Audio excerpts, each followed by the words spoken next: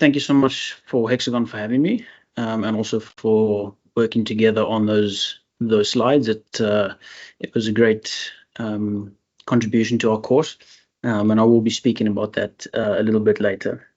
What we see here on the screen in this rotating render is the setup that I'll be talking about today. It's a project that we introduced into our course, and the idea of the project was to really bring a sort of experimental feel into our class. It's been a real aim of our modules to bring experimentation into simulation so that it's not just clicking buttons on a screen, but it's actually doing an experiment. Okay, so the motivation, as I said, was to link experimentation and simulation, but also we wanted to grow our class sizes. We have our finite element analysis course is a fourth-year module in our mechanical engineering. It is an elective module, so the students can choose it or other modules. And as such, we really want to grow the class size. It's not all students that come into the university go through our class, they have to choose it. And then we use MSC Apex and MSC Adams to do this. And Adams has really allowed us to sort of bring the experiment and real load case scenarios together, similar to what we've seen in the previous talk. Just a few details. So currently we have approximately 40 students, and it's been growing over the last 3 years, which is good news. It's a 12-week module, 6 weeks of theory, 6 weeks of modeling, and we specifically use MSC Apex for that, and also some custom tools that have been developed for the course. Each week is 3 hours of lectures, 3 hours of practical, and then we expect the students to also do some self-study at home. And they're assessed on the theory. After those 6 weeks of theory, they're assessed on the modeling. After those 6 weeks of modeling, every week they have homework that they hand in that also counts towards their grade. And then they have this project, which is the focus of today, that we assess them on. So very briefly, I won't spend too much time here, but the theory we introduced into the fundamentals of FEA. A simple example, as you can see there, we've got a simple element with some edge lengths, a force being applied, and then they need to calculate certain things with pen and paper. On the right-hand side of the screen, we've just got some of the topics we cover. That's not an exhaustive list, but that is just some of the things we cover with them. And then to bridge them from theory, FEA theory to modeling, we have a bespoke Python code, which just makes the bridge a little easier. So in this bespoke Python code that we've written, it's sort of like a very simplistic Nastran, where they need to enter all the element nodes, the degrees of freedoms that are fixed or free, apply the loads to the degrees of freedom, link certain elements to each other. And it's a nice thing so that they can build it up, run it, see the results. And then from there, we go to Apex where they really get into it.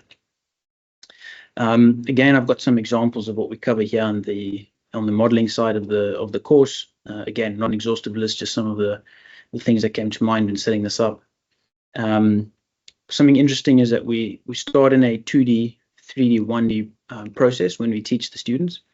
It would sort of make sense to do 3D, 2D, 1D if we think about the complexity of each element. But we found because we teach them 2D theory, it's easier for them to then directly go into the 2D elements, defining thicknesses and so on, because if we do the 3D first, there's no defining a thickness, and then students sort of can't bridge between the two. So we do 2D, 3D, 1D, and we focus on static, normal modes, and buckling. All done in Apex with the integrated solver. We don't use the external Nastran solver.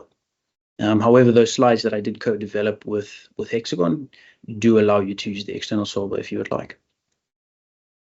And then on the bottom here, I've the problems that they would have for homework.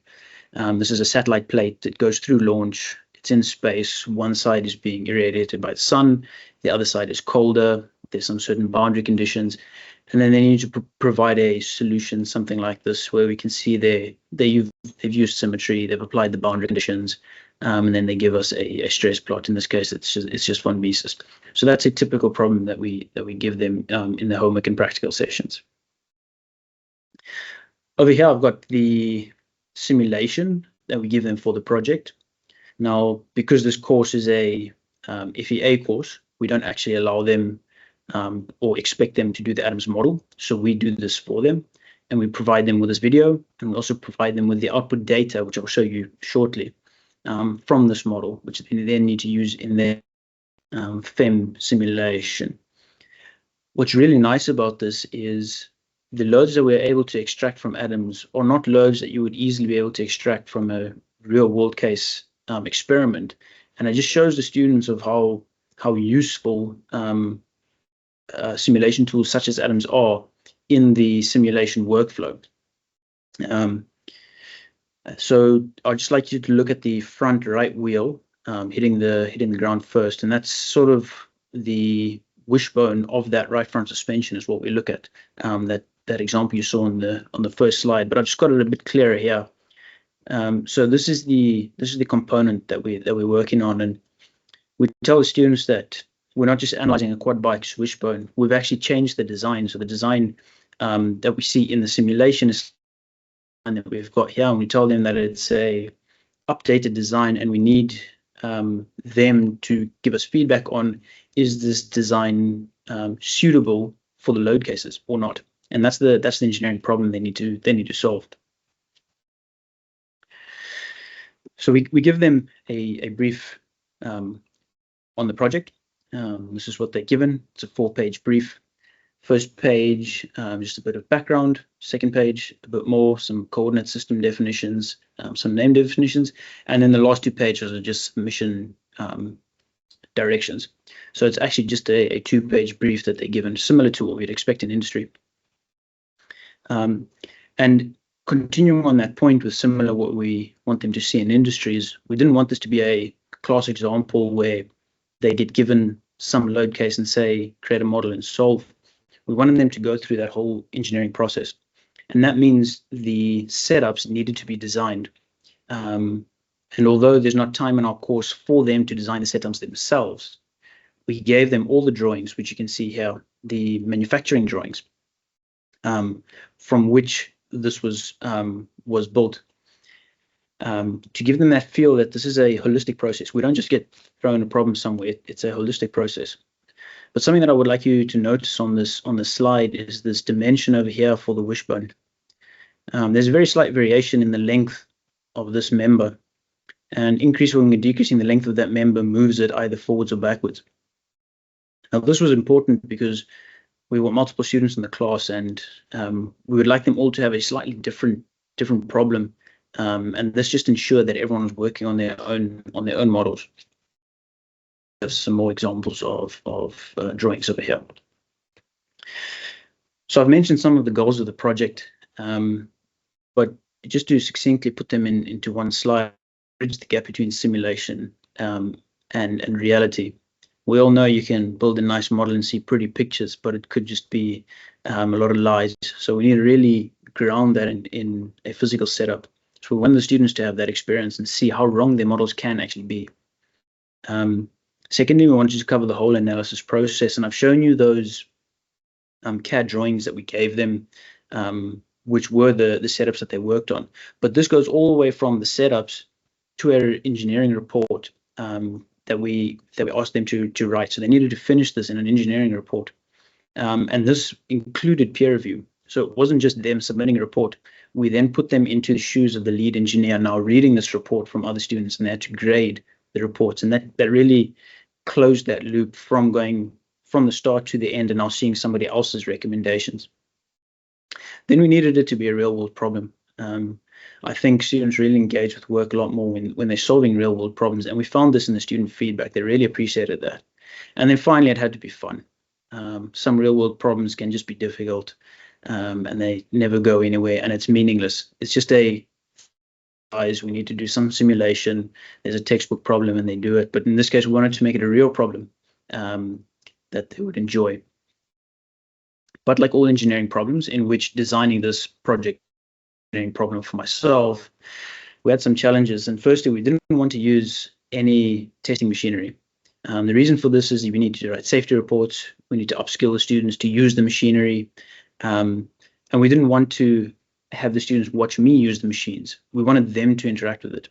So that means we can't use machines, which limits us to small loads that they can handle themselves with their hands. Secondly, We wanted them to use strain gauges so that they could validate their models. But if you have small loads, you have small strains, and there's not enough resolution. And typically, to come around this, you just make up a textbook problem that suits these. But in our case, we had to really tweak the geometry and the dimensions of the pipes for that wishbone to ensure that it was a real world problem, but it still allowed us to have measurable strains with small loads. And I think we achieved that quite well. So this is the actual setup without the weights. On that first render on the first slide, you would have seen some weights hanging here. Each of those are 5 kg weights, all the way up to 25 kgs. Now, there's a couple of things to note. Number one, we painted this bright yellow so that the students came into the labs and were like, wow, this is really cool. So that's an important point that I think the students did mention, because throughout the course they spoke about those yellow setups. So that really put that home. Secondly, we've got 3 strain gauges, and these are important. Their placements are important, and we did it for a very specific reason. So you'll see there's one strain gauge right up at the front of this model, and then there's another strain gauge here near the middle on top, and near the middle on the bottom as well. And what we wanted the students to notice here is that experimentation for validation of FE models is not as simple as sticking strain gauges on your model, doing an experiment, and then comparing it in simulation. Where you place these strain gauges actually is very important. So the fit between this pipe and the knuckle over here is not tight. It's a very loose fit. So I think we can approximate that as a sort of pin connection, which means that the bending that we are getting over here is very small. So the strains we expect in this region are quite small, whereas the strains for these strain gauges in this region we expect to be actually almost the maximum in the model. Now, we did place them far enough from the welds so that there's no heat effects there. But we wanted the students to see this, and we had 2 here so that we could compare the top and the bottom ones, sort of as a verification of our experiment. The next thing to note is that there's a QR code at the front of the part here. Now, the QR code was the data sheet for those strain gauges, as provided by the manufacturer. This was important because we didn't set up the experiment and then the students came and applied weights and took measurements. We gave them the setup with the strain gauges adhered already, and we gave them the measurement box to measure the strain. We also told them what strain gauges they're using. From that, they needed to scan the data sheet, interact with the data sheet, interact with the wiring diagram, get their gauge factors, and set it all up to ensure that they have those correct results. So really diving deep into the experimentation here so that they are really aware of what they're doing. Here we've got an example of one of the groups coming into our lab. We had them coming in 2 groups. And you can see them there interacting with the models, measuring the positions of the strain gauges, setting up their strain boxes. Over here we can see, again, taking measurements of their models, setting up the strain box, and then student over here hopefully checking the data sheet and not his TikTok. But you can see all the students, even in the background, all interacting with the models, which was very nice. So we do see some good results. We asked all the students to submit their strain results, and that's what's shown here. So just a couple of points. Firstly, this blue dot on the left-hand side is simply just to give us a 0 reference, so that we can see that our model is behaving linearly with load, which was quite nice as the mass increased. What we do see here is that strain 1, that single strain gauge placed at the front of the model that I mentioned. We wanted the students to realize that this is probably not a good strain location. We do see the results show that they have less strain, so less resolution for that strain gauge. But what we do see is the strain 2 and strain 3 do have much larger strains, and again they do corroborate where the amount of strain we see on the bottom of the model and the top of the model are similar. This was the load case that we gave them, and as I mentioned, when I showed that video of the quad bike going over the jump, we see the quad bike running down the runway, hitting the ramp, and then its front wheel impacting the ground, and we see these large loads. And we gave the students this data. We didn't even present it in a nice way like this. We just gave them the CSV and said, here's the data, with obviously indicating what's the spring damper and what's the knuckle. And they themselves had to go and interpret those results and make a decision on what they were going to do. Now, something really important about the setup and that was sort of intentional, is that the experimental load case indicated by the black arrows is distinct from the Adams simulation, the real load case. So we had our weights hanging from here. Note that it's just inverted. We had the weights hanging from over here, and then it was supported on this left end. So we have this really simple load case with a pin connection on this side in the simulation, in the experiment. But the simulation has a change in direction in this load, and a change in magnitude and direction, and then a change in direction at this location. So it's not exactly clear how to convert from the one to the other. And this was important because in industry, this is what's expected between your experiment for validation and your actual model. Here I've got a quick example of a student report. I didn't choose this report for any specific reason. I just chose them at random. But we see them demonstrating the model that they're working on. This is important for reproducibility later. Some details for their experiments, some experimental results. They then get into their FEA model. They show us the overall CAD. Then they show us a general image of the model, some of the tools they used. Again, their connections, RBEs, and so on. Material properties. The student didn't reference the material properties. However, other students did reference where they got their material properties. Some results for their mesh. I think this was the validation, their mesh refinement study, and then their interpretation of the load case. I didn't include the results for that student specifically here, but in general, all of the results from the students showed that their strain 1 validation was very poor, which we expected, and which we actually designed into the problem. So that was quite nice that they saw that strain 1 didn't give them a lot of resolution when validating the model, and strain 2 and 3 did give them more resolution, and they were able to validate the model successfully there. In terms of the final recommendation of the report, 24 students said it was not suitable. That was the correct answer. The replacement part is not suitable. However, these students actually got it wrong because most of them didn't change the load case, the load directions from the simulation, from the experiment, where it was a simple vertical load, to those angled loads, which they got from the Adams simulation. So even though they had the right recommendation, it was actually incorrect. 3 of them recommended that it was suitable. This was not right. 4 didn't have a result.